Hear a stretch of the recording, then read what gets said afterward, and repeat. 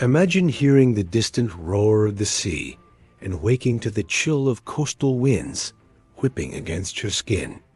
You pull on stiff leather, heft a round shield larger than your torso, and adjust the steel of your sword at your hip.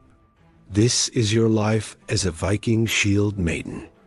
But could you survive one full dawn to dusk cycle in that world? Today on Voices of Wisdom, we'll explore why you wouldn't last a single day in the footsteps of these fierce warrior women. Introduction.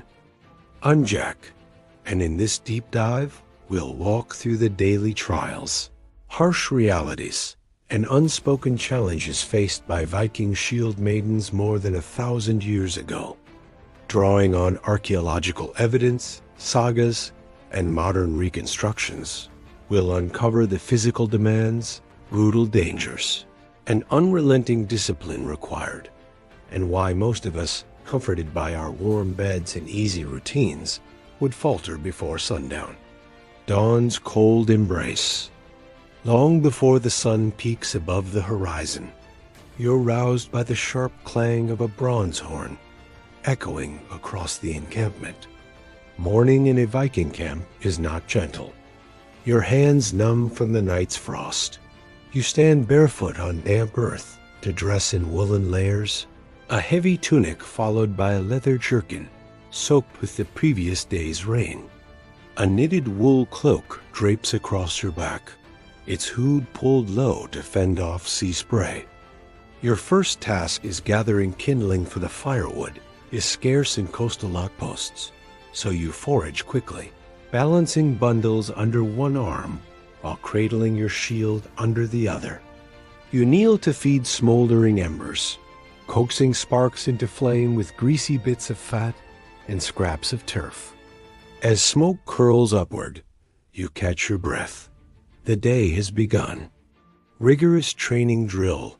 Before any woman can rise to the status of shield maiden, she endures years of relentless training. Under the watchful eye of the camp's veteran fighters, you move through endless drills.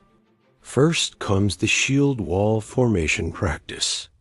Shoulder to shoulder with a dozen other women, you plant round shields edge to edge, forging a nearly impenetrable barrier.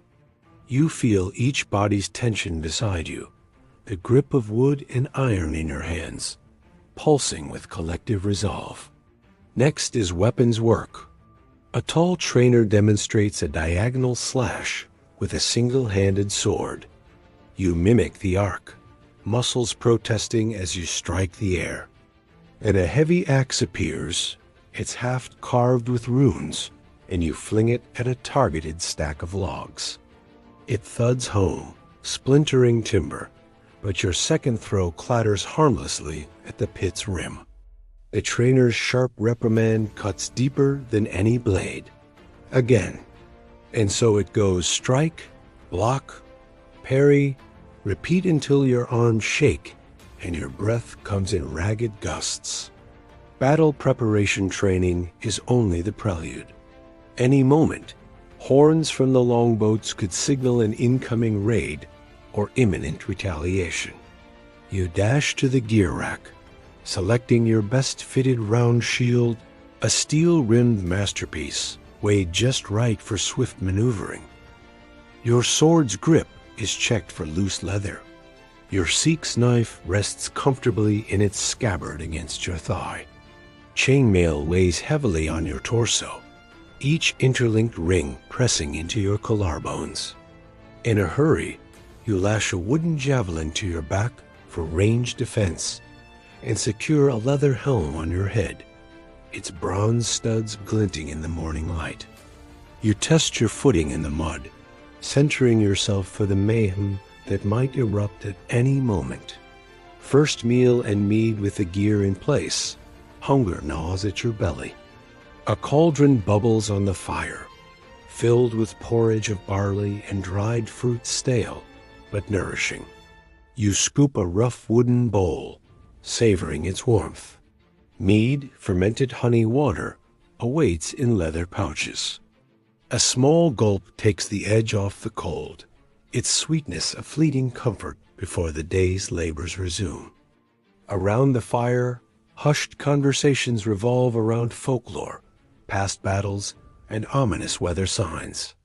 The women share tales of Odin's spear or Freya's falcon cloak, invoking divine favor before stepping onto the field. Patrols and scouting duties. Shield-Maidens aren't idle. By mid-morning, you're paired with a veteran scout to patrol the coastline. The jagged cliffs and hidden inlets conceal both foes and vital resources. Each step echoes on damp stone as you scan for signs of encroachment, broken branches, unfamiliar footprints, drifting longboats. Your companion grunts at a cluster of footprints far too large for any camp hand. Your pulse quickens. Wordlessly, you duck behind boulders, ready your javelin, and communicate with hand signals. Hours stretch as you shadow the trail, adrenaline spiking and ebbing with each cautious step. Mist rolls in from the sea, shrouding your path until you circle back to camp, breathless but unspotted. Craftwork and camp guard afternoons bring unexpected tasks. You may be summoned to repair a torn leather banner that bears your clan's emblem. Seated at a makeshift table, you push sinew through hide, stitching remorselessly until the tear fades. Or you stand watch at the camp's perimeter, eyes scanning the horizon for enemy sails. The same calm focus is demanded. No frantic movements, just unwavering vigilance. When your shift ends, you might assist with more domestic labors, grinding grain, churning butter, or attending to the wounded. A fallen warrior's broken arm is splinted with linen strips and tree resin. The smell of antiseptic sap mingles with sweat and sea salt, a reminder that even in peace, survival here is never guaranteed. Rituals and social ceremonies. As dusk approaches, the camp gathers for evening rites. A Shield-Maiden's status is honored with solemn toasts. A scald poet and historian recites verses of past glories. Brave Hyrdes stood fast at Breidablik. The firelight dances on attentive faces as mead bowls pass from hand to hand. These ceremonies strengthen bonds and remind each woman of her place in a saga far larger than herself. You lift your voice in chorus, chanting a fragment of an old prayer. Freya, guide our blades tonight. It's both communal and deeply personal, reinforcing the dual life of warrior and woman, myth and flesh. Night watch, when darkness fully descends, the real test begins. You rotate onto night watch, standing sentinel beneath a canopy of stars so bright they rival any torch. The roar of waves becomes hypnotic, lulling some to complacency. But you must resist sleep's pull. One twitch or distraction, and an enemy party could slip through the line. Cramped, tired, and perpetually cold, you shift weight from one foot to the other, eyes constantly scanning the moving shadows. Hours feel like centuries until you're relieved by the next guard. By then, your knees ache, your hands tremble, and sweat chills on your skin, but you slip away without complaint, knowing tomorrow demands the same unwavering resolve. Conclusion and reflection. By the time dawn breaks again, most would collapse. The endless cycle of frost, hunger, training, battle readiness, and unrelenting guard duty would break even the stoutest heart. Yet for Viking Shield-Maidens, this was life an unbroken chain of challenges that shaped some of the fiercest warriors of their age.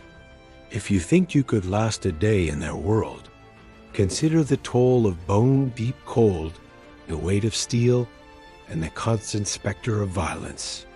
These women were forged by hardship, mythology, and unyielding duty. Their legacy reminds us that true courage isn't born of comfort, but of enduring what most of us would never dare to face. If this exploration sparked your curiosity, let me know in the comments which part you found most grueling. Give this video a thumbs up if you survive even half a day as a Viking Shield-Maiden, and subscribe to Voices of Wisdom for more immersive journeys into the lives of history as most remarkable figures. I'm Jack, thanks for watching, and I'll see you in the next video.